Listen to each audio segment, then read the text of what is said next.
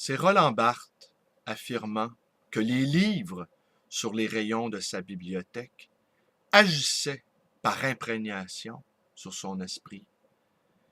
Et si il ouvrait un de ses livres, il constatait qu'il en connaissait déjà le contenu.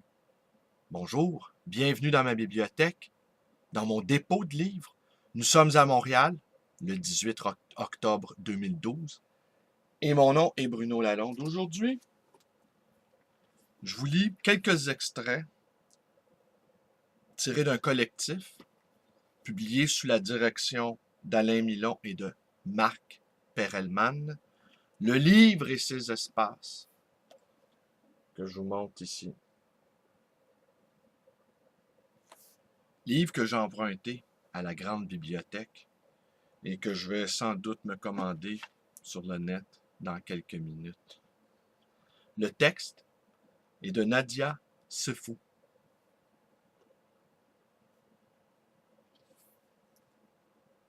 L'espace de la collection. La bibliothèque est ensuite une relation entre un individu et lui-même, reflet de son propriétaire. Elle peut représenter une sorte de masque ou de visage second. Il serait intéressant de l'appréhender en tant qu'espace de projection particulier. Serait saisir la vérité d'un être à l'état réfracté, diffracté ou réfléchi, n'est-ce pas un chapitre de la dioptrique?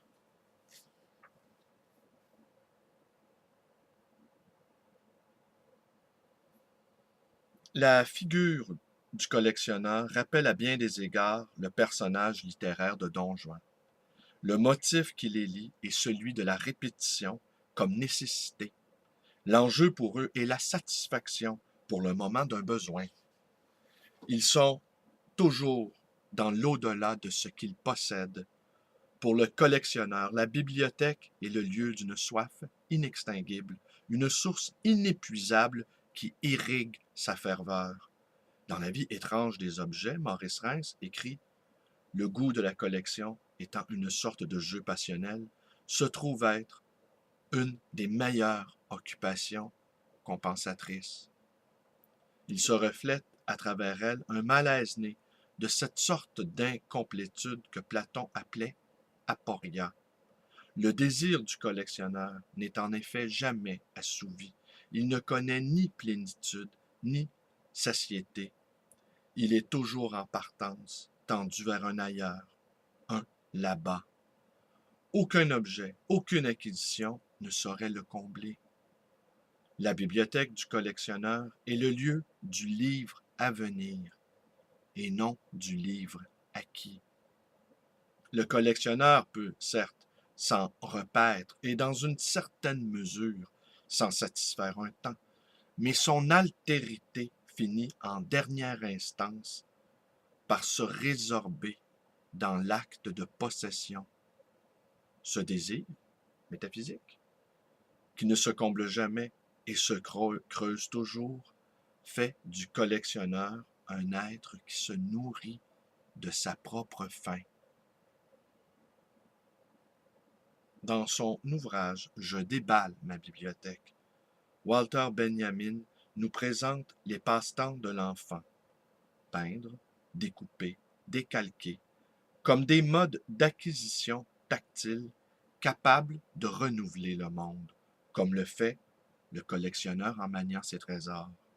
On peut en effet appréhender l'espace de la bibliothèque en tant qu'espace de jeu. D'un livre à l'autre, l'imagination vogue d'espace en espace, d'atmosphère en atmosphère. La bibliothèque n'est-elle pas le lieu des rêveries enchantées? Se dégage le pouvoir fictionnel de toute bibliothèque. Elle est le centre de nouveaux espaces. L'espace de la bibliothèque ouvre sur des milliers d'espaces, tissant des milliers de chemins possibles qui sont autant de promesses de bonheur. Yves Bonnefoy. Bibliothèque comme espace de l'imaginaire, lieu d'un onirisme original, Elle est aussi le lieu de rencontre de l'art et de l'intime, une alliance secrète de l'esthétique et de la vie. C'est l'intimité d'une conscience que les pièces d'une collection donnent à sentir en creux. L'histoire personnelle est effectivement liée à la vie des objets qui la composent, étant donné que la bibliothèque est bien souvent une sorte d'enveloppe ménagée pour la rêverie. Edgar Allan Poe, dans la philosophie de l'ameublement, écrit « Quel est celui d'entre nous qui, dans de longues heures de loisirs, n'a pas pris un délicieux plaisir à se construire un appartement modèle, un domicile idéal, un rêvoir. » C'est un ensemble artistiquement constitué qui correspond à un espace qui favorise le rêve en même temps qu'il témoigne de la sensibilité esthétique d'une subjectivité. On l'a vu composer, élaborer une bibliothèque, c'est se projeter soi-même sur le mur. La regarder, puiser dedans, c'est entamer un voyage vers son intériorité. C'est là que le dehors rejoint le dedans. L'intime, ce qui est à l'intérieur, ce qui est contenu au plus profond d'un être et que généralement on tient caché, tandis que l'art, c'est ce qui est destiné à être montré.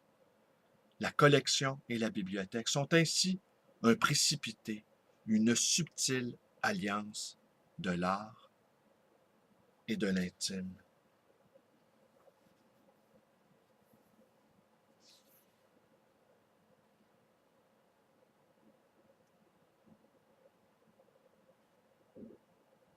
La bibliothèque constitue une frontière entre l'espace de la collection et le reste du monde jugé menaçant. Elle dresse une sorte de mur infranchissable que seuls peuvent franchir les initiés. C'est que l'objet d'art dégoûte du forum, nous dit Edmond de Goncourt. La bibliothèque correspond à la construction d'un espace dans lequel on se retrouve au centre. Une assise particulière qui permet de dominer une certaine position de l'espace. L'amoncellement de livres sur une table ne correspond-il pas à l'édification d'un rempart destiné à créer un espace de travail privé? D'où l'impression de domination que peut susciter une bibliothèque quand il s'agit d'un grand volume, lisse, sans relief, nettoyé d'aspérité, où tous les livres sont disposés de la même manière, mis à la même hauteur, où rien ne dépasse.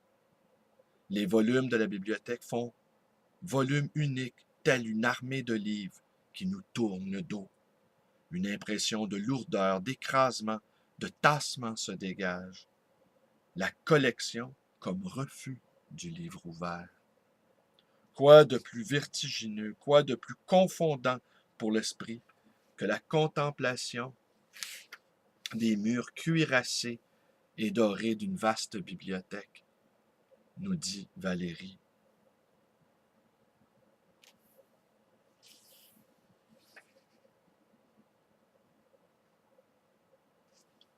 Dans l'espace de sa bibliothèque, l'homme crée son propre territoire et en marque les limites.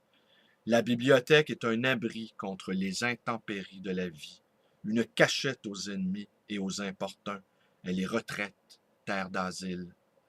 Dès lors, l'homme peut se tenir dans le monde, comme venu vers lui à partir d'un domaine privé, la bibliothèque où il peut à tout moment se retirer.